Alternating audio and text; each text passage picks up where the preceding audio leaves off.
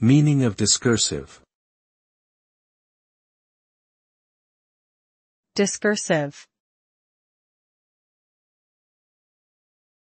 Discursive. Discursive. Discursive.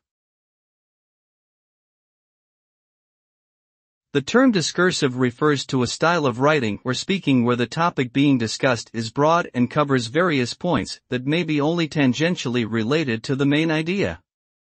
A discursive essay or speech typically moves from one point to another without a clear sense of direction. An example of discursive language would be a conversation that meanders without any clear focus or conclusion. The result of using discursive language is often a lack of clarity, leaving the reader or listener confused as to the main point being made.